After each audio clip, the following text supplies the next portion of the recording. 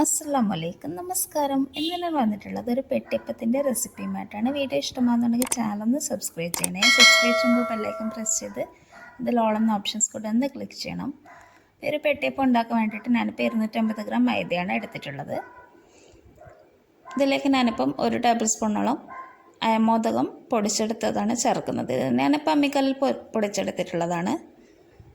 ഇതിലേക്ക് ഞാനിപ്പം 2 ടീസ്പൂൺ വരെ പച്ചരിപ്പൊടി ചേർക്കുന്നുണ്ട്. ഒരു നുള്ളു മല്ലിപ്പൊടി ചേർത്തിട്ടുണ്ട്. അതുപോലെ തന്നെ ഏകദേശം ഞാനിപ്പോൾ 3 ടേബിൾ സ്പൂണോളം കാശ്മീർ റെഡ് ചില്ലിയാണ് ചേർത്തിട്ടുണ്ട്. പിന്നെ ഏകദേശം 1 ടേബിൾ സ്പൂണോളം വരെ എള്ള് ചേർത്ത് കൊടുത്തിട്ടുണ്ട്.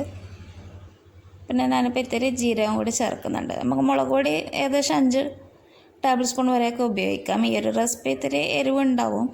നമ്മൾ വീട്ടിൽ ചെറിയ കുട്ടിയൊക്കെ ഉള്ളതുകൊണ്ട് ഇത്തിരി എരിവ് കുറഞ്ഞ രീതിയിലാണ് ചെയ്യുന്നത്. ഇതിൽ ആവശ്യത്തിനുള്ള ഉപ്പ് കൂടി ചേർത്തിട്ട് നന്നായിട്ടൊന്ന് മിക്സ് ചെയ്തെടുക്കുക. പിന്നെ അയമോദകം കയ്യിലില്ലാത്തവർക്ക് പെരുംജീരകം വേണമെങ്കിൽ ഉപയോഗിക്കാം. ഇപ്പം എൻ്റെ കയ്യിൽ ഇപ്പോൾ ഉള്ളതുകൊണ്ട് ഞാനത് യൂസ് ചെയ്യുന്നത് മാത്രം. പിന്നെ ഒരു നുള്ള കായത്തിൻ്റെ പൊടി കൂടി ചേർക്കുന്നുണ്ട്. ഇതിൽ കാണിക്കാൻ വിട്ടുപോയതാണ്, അതുകൊണ്ടാണ് ഇതിൽ എഴുതി കാണിക്കുന്നത് കേട്ടോ. ഇതിൽ ആവശ്യത്തിനുള്ള വെള്ളം ചേർത്തിട്ട് പൂരി മാവിനൊക്കെ കുഴച്ചെടുക്കുന്ന രീതിയിൽ അങ്ങനെ കുഴക്കാം.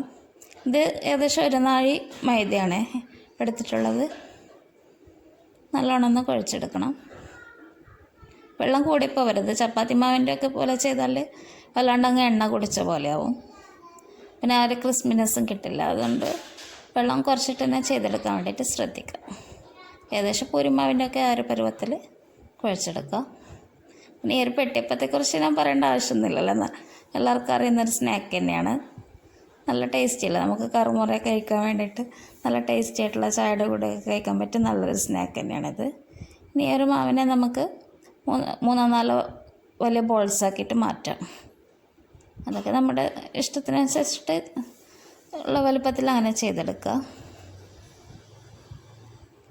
പിന്നെ ഞാനിപ്പോൾ ഇതിനെ പരത്തിയെടുക്കുന്നുണ്ട്. പരത്തുമ്പോൾ നമ്മൾ അത്യാവശ്യം നന്നായിട്ട് മൈദയൊക്കെ തൂവണം കേട്ടോ. കൗണ്ടർ ടോപ്പിലൊക്കെ വെച്ചിട്ട് പരത്തുന്നതൊക്കെ ആണെങ്കിൽ തന്നെ നന്നായിട്ട് തന്നെ മൈദ തൂവി കൊടുക്കണം. പിന്നെ നമ്മൾ പരത്തുമ്പോൾ നമുക്ക് എത്രത്തോളം അത് നേരിയതായിട്ട് ചെയ്യാൻ പറ്റുമോ അത്രത്തോളം നേർത്ത രീതിയിൽ നമ്മൾ പരത്തിയെടുക്കുക. നമുക്കൊരു കടലാസിൻ്റെയൊക്കെ തിക്നെസ് ആക്കാൻ പറ്റുമെങ്കിൽ അത്രയും നല്ലത്. നന്നായിട്ട് നേർത്ത രീതിയിൽ തന്നെ പരത്തിയെടുക്കണം കേട്ടോ. പിന്നെ ഞാനിപ്പോൾ ഇതിൻ്റെ 4 സൈഡ്സ് ഒന്ന് മുറിച്ചെടുക്കുന്നുണ്ട്. നിർബന്ധമൊന്നുമില്ല അങ്ങനെ ചെയ്യാൻ വേണ്ടിയിട്ട്, നമുക്കൊരു ഷേപ്പൊക്കെ കിട്ടാൻ വേണ്ടിയിട്ട് അങ്ങനെ ചെയ്യുന്നത് മാത്രം. പിന്നെ വീഡിയോസൊക്കെ ഇഷ്ടമാണെന്നുണ്ടെങ്കിൽ എല്ലാവരും ലൈക്ക് ചെയ്യണം. പിന്നെ ഇനി സബ്സ്ക്രൈബ് ചെയ്യാത്തവരുണ്ടെങ്കിൽ ഒന്ന് സബ്സ്ക്രൈബ് ചെയ്തേക്കണേ. പിന്നെ റെസിപ്പീസൊക്കെ ട്രൈ ചെയ്ത് നോക്കുന്നുണ്ടെങ്കിൽ അഭിപ്രായങ്ങളൊക്കെ അറിയിക്കണം. അത്യാവശ്യം നന്നായിട്ട് തന്നെ ഇതിൻ്റെ മുകളിലൊക്കെ മൈദ തൂവി കൊടുക്കുക. പിന്നെ നമുക്കിതിനെ ആദ്യം ഹൊറിസോണ്ടലായിട്ടൊന്ന് മുറിച്ച് കൊടുക്കുക. നമുക്കിഷ്ടമുള്ള ഒരു രീതിയിൽ അങ്ങനെ നോക്കിയിട്ട് ചെയ്യാം. എത്ര വലുപ്പം വേണമെന്നുള്ളത് നോക്കിയിട്ട് ആ ഒരു രീതിയിൽ ഒന്ന് മുറിച്ചെടുക്കുക. ഞാനിപ്പോൾ കത്തി ഉപയോഗിച്ചിട്ടാണ് ചെയ്യുന്നത്. പിന്നെ നമുക്കതിനെ ഒന്ന് ഡയഗണലി ഒന്ന് മുറിച്ചെടുക്കുക. കോണോട് കോണായിട്ട് അങ്ങനെ മുറിച്ചെടുക്കുമ്പോൾ നമുക്ക് ആ ഒരു ഡയമണ്ട് ഷേപ്പ് കിട്ടും.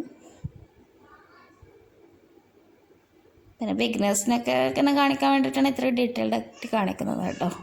പിന്നെ നമുക്കൊരു പ്ലേറ്റിലോ പേപ്പറിലോ അത്യാവശ്യം മൈദ തൂവിയിട്ട് ഇതിലേക്ക് മാറ്റി കൊടുക്കാം. പിന്നെ നമുക്കിതുപോലെ സമൂസ കട്ടറൊക്കെ ഉണ്ടെങ്കിൽ ഇങ്ങനെ ചെയ്യുന്നതായിരിക്കും എളുപ്പം, പെട്ടെന്ന് തന്നെ മുറിച്ചെടുക്കാൻ കഴിയും.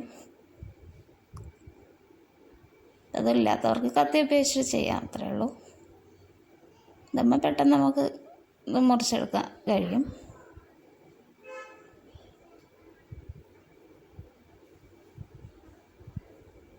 ഇത് നമുക്ക് ബേക്കറിയിൽ നിന്നൊക്കെ വാങ്ങുന്ന അതേ ടേസ്റ്റ് തന്നെ കിട്ടും. എല്ലാവരും ഇതൊന്ന് ട്രൈ ചെയ്ത് നോക്കണം. ഇപ്പോൾ കണ്ടില്ലേ, ഇത്രയും നേർത്ത രീതിയിലാണ് ഞാനിപ്പോൾ ഇത് മുറിച്ചെടുത്തിട്ടുള്ളത്. നമുക്കിതിനെ ഒന്ന് ഫ്രൈ ചെയ്തെടുക്കണം. അതിന് വേണ്ടിയിട്ട് ഇപ്പോൾ ചൂടായിട്ടുള്ള പാം ഓയിലിലേക്ക് ഞാനിപ്പോൾ ഇത് ചേർത്ത് കൊടുക്കുന്നുണ്ട്. നമ്മൾ ചേർക്കുന്ന സമയത്ത് നമുക്കിതൊരു മീഡിയം ഫ്ലെയിമിൽ ചേർക്കാം. പിന്നെ നമുക്ക് പെട്ടെന്ന് തന്നെ അത് ഫ്ലെയിം കുറച്ച് ചെയ്യുന്നതായിരിക്കും നല്ലത്. ഫ്ലെയിം അതേ രീതിയിൽ വെച്ചിരുന്നാൽ പെട്ടെന്ന് തന്നെ ഇത് കരിഞ്ഞ പോലെ ആവും. കരിഞ്ഞു പോകാൻ പാടില്ല, അതൊന്ന് ശ്രദ്ധിക്കണം.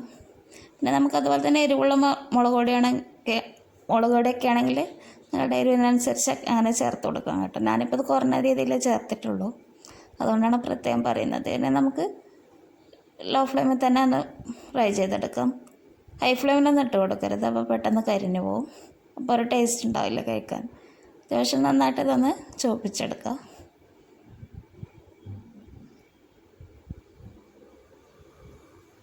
പിന്നെ കാശ്മീർ റെഡ് ചില്ലിയൊക്കെ ആണെങ്കിൽ 5 ടേബിൾ സ്പൂൺ വരെയൊക്കെ ഉപയോഗിക്കാം കേട്ടോ. എന്നാലും അത്യാവശ്യം എരിവ് കിട്ടുകയുള്ളൂ.